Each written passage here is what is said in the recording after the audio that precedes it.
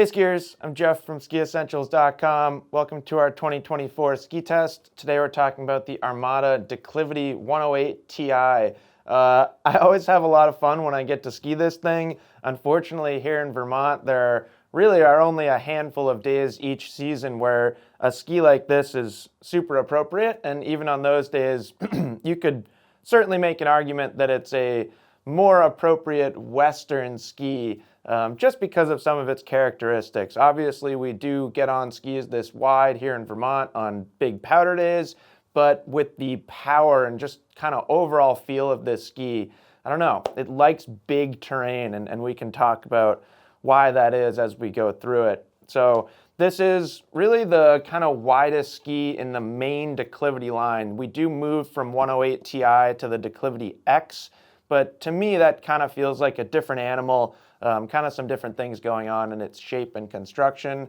This, on the other hand, shares the same construction with 82 Ti, 92 Ti, 82, 92, 102, and this 108. So Caruba wood core in here, and then we get Titanal laminates.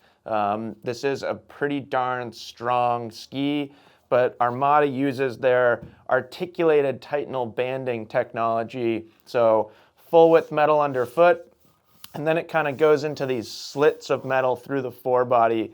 That's basically taking away torsional stiffness from the tip and the forebody of the ski, which gives it smoother turn initiation.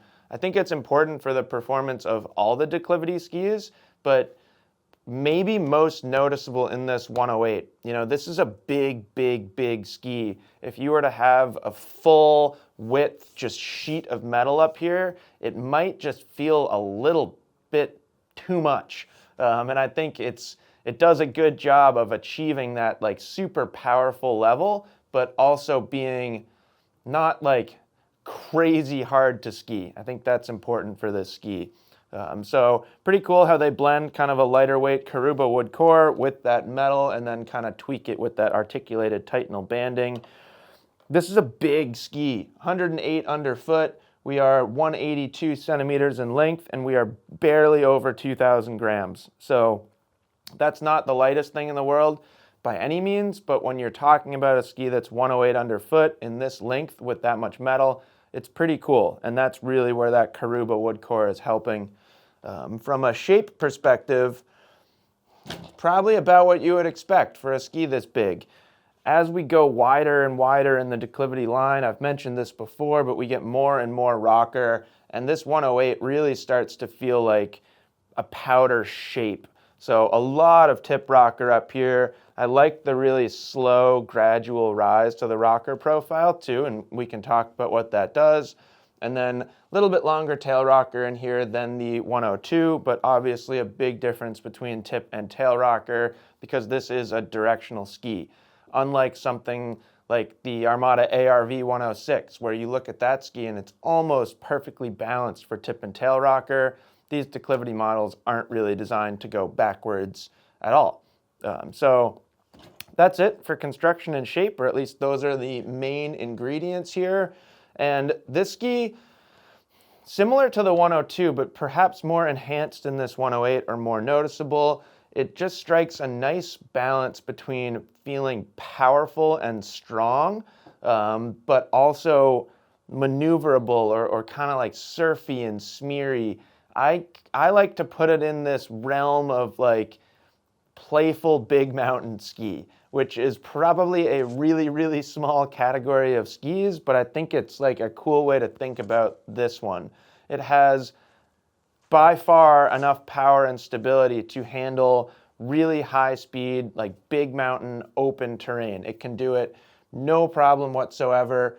21.7 meter turn radius in this ski, so if you want to let it run straight, it's going to run straight and it won't complain whatsoever. That said, you can still release the tail edge pretty easily. So, you know, think about like watching a Freeride World Tour skier.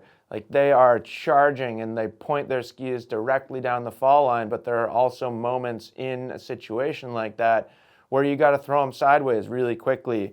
And I think this ski, like I've said multiple times already, it just strikes a really nice balance between being strong and capable, but also somewhat user-friendly.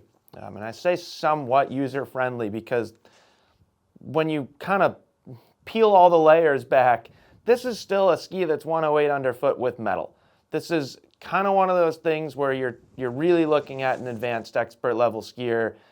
I can't really picture a scenario where an intermediate would benefit from this ski unless they're very big.